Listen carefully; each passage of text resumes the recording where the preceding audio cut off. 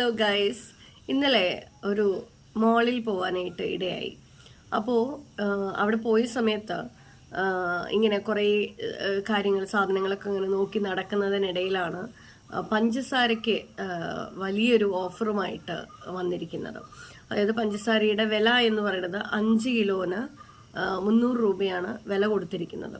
എന്നിട്ട് offer price ഇട്ടിരിക്കുന്നത് 249 രൂപയാണ് ഓഫർ പ്രൈസ് ഇട്ടിരിക്കുന്നത്.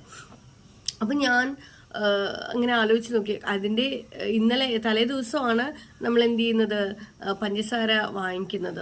അതും 2 കിലോ വാങ്ങി. അപ്പോൾ 2 കിലോ വാങ്ങിയപ്പോൾ എനിക്കായിട്ടുള്ളത് 90 രൂപയാണ്. അപ്പം ഞാൻ കണക്ക് കൂട്ടി നോക്കുന്ന സമയത്ത് 45 രൂപയാണ് പഞ്ചസാരയുടെ ഒരു വില. ചില കടകളിലൊക്കെ 43, ചില കടകളിലൊക്കെ 45 ഒക്കെ ആയിട്ടാണ് ഇപ്പോൾ പഞ്ചസാരയുടെ വില. ഏകദേശം ഒരു 45 വെച്ചോളൂ. 45 രൂപയാണെങ്കിലും നമുക്ക് 5 കിലോ ലഭിക്കുന്നത് എത്ര രൂപയ്ക്കാണ്? ഏകദേശം 225 രൂപയ്ക്കാണ് നമുക്ക് പഞ്ചസാര ലഭിക്കുന്നത്. അപ്പോൾ മോളിൽ കണ്ട പഞ്ചസാരയുടെ വില എന്ന് പറയുന്നത് ഓഫർ പ്രൈസ് 249, പാക്കറ്റിന്റെ മുകളിലുള്ള പ്രൈസ് 300. അപ്പൊ ഞാൻ ആലോചിച്ചു, ഇതെന്ത് പഞ്ചസാര എന്ന്. ആ പഞ്ചസാരയുടെ കവർ അടിപൊളിയാണ്, കവറിന്റെ വിലയൊക്കെ കൂടിയിട്ടാവാം, കവർ അടിപൊളിയാണ്. പക്ഷെ ഉള്ളിലുള്ളത് എന്താ പറയുക, റിഫൈനിങ്ങോ എന്തൊക്കെയോ ആണെന്നൊക്കെ പറയുന്നു. പക്ഷെ ഈ പഞ്ചസാരയിൽ നമുക്ക് വെള്ള നിറം ലഭിക്കാൻ വേണ്ടിയിട്ട് ചില കെമിക്കൽസ് ഒക്കെ ഉപയോഗിക്കുന്നുണ്ട്. അപ്പൊ അതുകൊണ്ടാണ് നമുക്ക് വെള്ള നിറത്തിൽ ലഭിക്കുന്നത്. അല്ലെങ്കിൽ ഒരു ബ്രൗൺ കളറാണ് ശരിക്കും പഞ്ചസാരയുടെ കളർ എന്ന് പറയുന്നത്. പക്ഷെ ഈ വെള്ള നിറം ലഭിക്കാൻ വേണ്ടിയിട്ട് ഉപയോഗിക്കുന്ന ഒരു കളറുണ്ട്. അപ്പം ഇതൊക്കെ നമുക്ക് ലഭിക്കുന്നുണ്ട്. ശരിക്കും ഇങ്ങനെയൊക്കെയാണ് പഞ്ചസാര നമുക്ക് ലഭിക്കുന്നത്. അപ്പോൾ ഇവര് റിഫൈനിങ് കൂടെ ചെയ്യുന്നു എന്ന് പറയുമ്പോൾ ആ വെള്ളം നിറം കൂട്ടാൻ വേണ്ടി വീണ്ടും പരിശ്രമിക്കുന്നു എന്നല്ലേ അർത്ഥം. ഇത് ശരിക്കും പറഞ്ഞു കഴിഞ്ഞാൽ ഒരു പഞ്ചസാരയുടെ വില ഏകദേശം 225 രൂപയാണ് 5 കിലോയ്ക്ക് എങ്കിൽ എന്തിനാണ് നമ്മൾ 249 രൂപ ഓഫർ പ്രൈസിൽ മേടിക്കേണ്ട കാര്യം എന്താണ്? നമ്മളെ ഇത്തരത്തിലുള്ള മലയാളികൾ എവിടെ ഉണ്ടെങ്കിലും ഓഫർ എന്ന് കേട്ട് കഴിഞ്ഞാൽ ഓടി വന്ന് വീഴുമെന്ന് എല്ലാവർക്കും അറിയാം. അപ്പോൾ ഓഫർ കൊണ്ട് മാത്രമാണ് നമ്മൾ പലപ്പോഴും പലരും പറ്റിക്കപ്പെടുന്നുണ്ട്.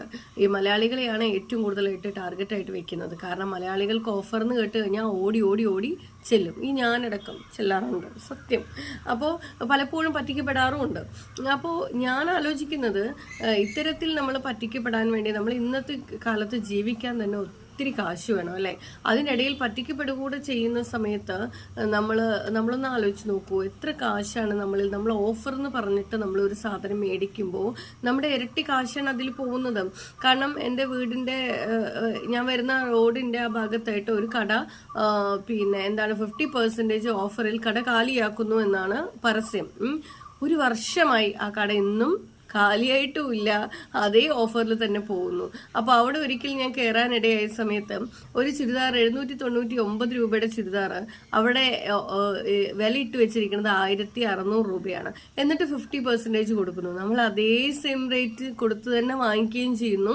എന്നാൽ അവർ പറയുന്നത് ഓഫറാണെന്ന്. എൻ്റെ സുഹൃത്തുക്കളെ, പലപ്പോഴും നമ്മൾ പറ്റിക്കപ്പെടുകയാണ് ചെയ്യുന്നത്. കോർപ്പറേറ്റ് കമ്പനികൾ നമ്മളെ ആയുധമാക്കിക്കൊണ്ടിരിക്കുകയാണ്. അപ്പോൾ അതുകൊണ്ട് തന്നെ എനിക്ക് പറയാനുള്ളത്, എല്ലാ ഓഫറുകളും കണ്ടു കഴിഞ്ഞാൽ ചാടിക്കേറി വീഴരുത്. ചില ഓഫറുകളൊക്കെ ഉണ്ട്, അതൊക്കെ ചിലതൊക്കെ നല്ലതാണെന്ന് തന്നെ പലപ്പോഴും എനിക്ക് തോന്നിയിട്ടുണ്ട്, ചില നല്ല കമ്പനികളുടെയൊക്കെ. പക്ഷെ അതേസമയം പലപ്പോഴും ഓഫർ എന്ന് പറഞ്ഞിട്ട് നമ്മളെ മാടി വിളിക്കുന്ന പല കാര്യങ്ങളും ഓഫറുകളല്ല. അത് പലപ്പോഴും നമ്മളെ പിഴിയുകയും കൂടുതൽ തുക ഈടാക്കുകയും ചെയ്യുന്ന ഒരു കാര്യം മാത്രമാണ്. അപ്പോൾ ഓഫറുകളിൽ വീഴാതിരിക്കുക, ഓഫറുകൾ ചിന്തിച്ചുകൊണ്ട് മാത്രം തീരുമാനമെടുക്കുക. പറ്റിക്കപ്പെടുന്ന ഒരു വിഭാഗമായിട്ട് മലയാളികളെ ആരും കാണണ്ട. കാരണം ഞങ്ങളൊക്കെ ഇപ്പൊ ചിന്തിച്ചു തുടങ്ങി എന്നുകൂടെ പറയുന്നു. അപ്പോൾ anyway, thank you so much. എല്ലാവരും നാളെ മുതൽ ഓഫറുകളൊന്നും ശ്രദ്ധിച്ചിട്ട് എല്ലാ ഓഫറുകളും നോക്കി ശ്രദ്ധിച്ച് മാത്രം നമ്മൾ എന്ത് ചെയ്യാന്ന് വെച്ച് കഴിഞ്ഞാൽ സാധനങ്ങൾ മേടിക്കുക എന്നൊരു അഭ്യർത്ഥനയുണ്ട്. Thank you so much.